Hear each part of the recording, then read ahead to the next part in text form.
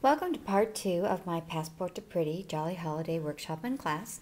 I'm going to show you how to make this neat card using the Tags Till Christmas stamp set and Jolly Holiday Designer Series paper again. I had a little fun with this one. I used the Santa stamp that coordinates with our tag punch and created two green ones because I thought they reminded me of elves. So I thought it'd be kind of fun. And we'll talk briefly about the envelope at the very end. So let's get started. I'm going to start with a piece of very vanilla cardstock. It is sized to 5 by 7, and I am going to fold it with the scored ridge on the inside and use a bone folder to set the crease. Next, I'm going to use a piece of cherry cobbler, beautiful red for the holidays, cardstock, sized to 4 3/4 by 2 7/8. And another piece of our two-sided Jolly Holiday designer paper. I'm going to use this side of the pattern, although there's a beautiful pattern that would look beautiful.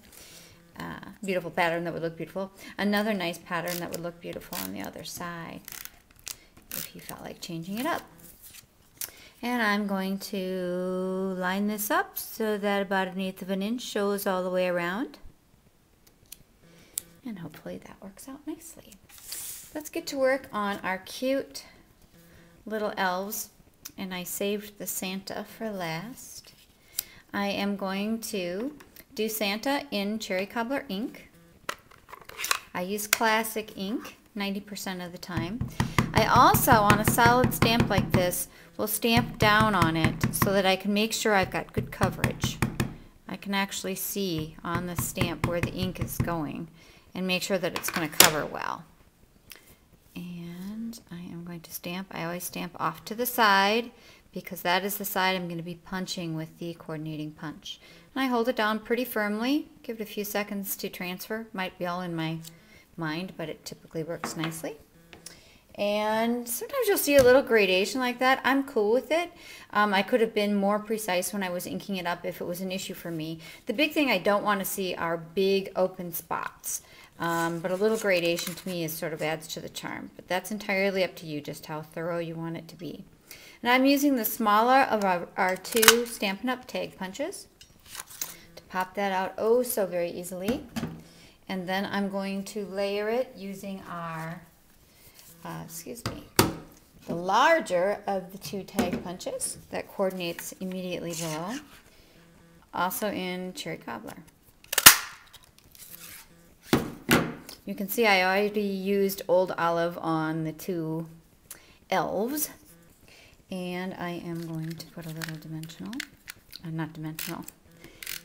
snail, get my adhesives mixed up, on this piece and layer it. It just perfectly layers. And that little white border that's left around the stamp I think really makes it pop. Next I'm going to add some jewels, basic pearls. I'm going to use the medium size, and I like to use my paper snips to pick them up, lay them down right where I want them, hold and pull.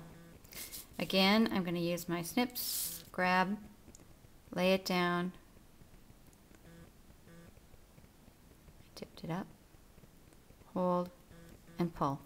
So now I've got them right where I wanted them.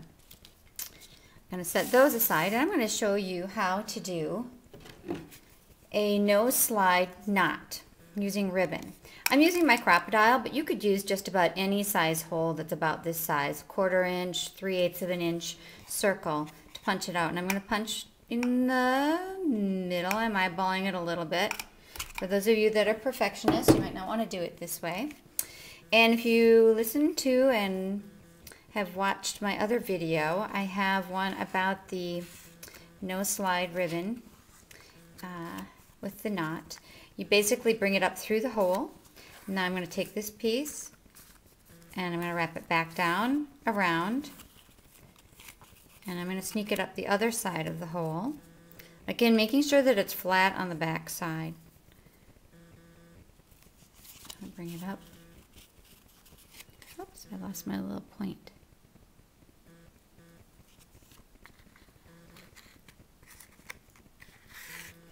So I end up with ribbon on either side of this. Again, make sure that you don't have anything twisted in the back or it won't sit flat on your card. I'm going to make sure the sides are in good shape, and I'm going to pull it tight. Then I'm going to hold this down, and I am going to bring the right side up and around the loop, holding it down, and I'm going to keep this right side steady and pull with the left, and then after I can't pull on the left, I'm going to pull right and get a nice neat square knot.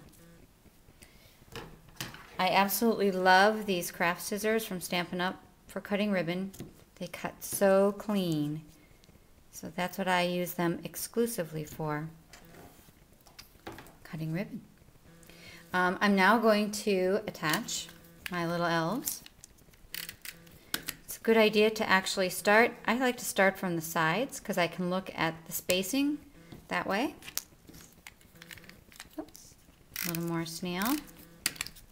Going to put my elf on the other side and line it up. Snail's pretty forgiving, so if you have to move something a little bit, you usually shouldn't have a problem. If it's really stuck on there, you can use a piece of dental floss and slide it underneath and usually get it off without too much of a problem. So I'm just in the process of lining this up in the center. I'm going to look and just make sure these guys look pretty even and these look even, and I think they look good. So we've got that aspect of the card ready to go. I'm going to go ahead and I'm going to attach it, again using some snail, to my card base. I'm lining it up a little bit high because we still have to do the sentiment. It's on there good, looking just fine. The next step, I am going to use some very vanilla cardstock and cherry cobbler again with another stamp. Even the Naughty deserves something nice. Love it. Stamp from Takes Till Christmas. And again, I'm punching it on the right side because I am going to be punching this one out. You know what? I want to get a little bit better transfer there. So I'm going to do it one more time. I could flip it over, of course. I'm just going to do it right here. Get a little bit better. That's much crisper. And I'm using the 1 1/4 inch square punch to punch out this. All these stamps in Takes Till Christmas coordinate so beautifully with the Stampin' Up! Punches. Next, I'm going to take a piece of old olive cardstock and our scallop square, which is perfectly sized to go with this. I'm going to get my favorite guys, Stampin' Dimensionals. Put a couple of them on here to give it some pop. And layering it on top. What's so neat, I love the way this 1 1/4 inch square layers on the scallop square, because it just gives that little peekaboo of scallop behind, and I think that's so pretty. And I'm going to attach a couple more dimensionals. That one hung on from another one. And I'm going to finish off the card. There. That's a cute card with lots of fun. I also did this envelope that I showed you at the beginning. I've shown this on my blog before, but I'll show you some quick tips in case you haven't seen it. I've basically disassembled the template for a note card exactly the size of the card we made today. And Stampin' Up! Actually sells a note card set. So I sacrificed one of those envelopes, took it apart. I used Dado repositionable adhesive and lay it down on the designer series paper. And then instead of tracing, I literally cut around it with paper snips. They navigate the corners beautifully, and you end up with this particular cutout. I used the Jolly Holiday Designer Series paper, and then I scored and adhered right through here, and I have this wonderful coordinating envelope that is going to go with our card. I cannot wait to show you the Nutty for Nuggets demonstration, which will be part 3 of our workshop tutorials, and I hope you've enjoyed things so far. Thank you.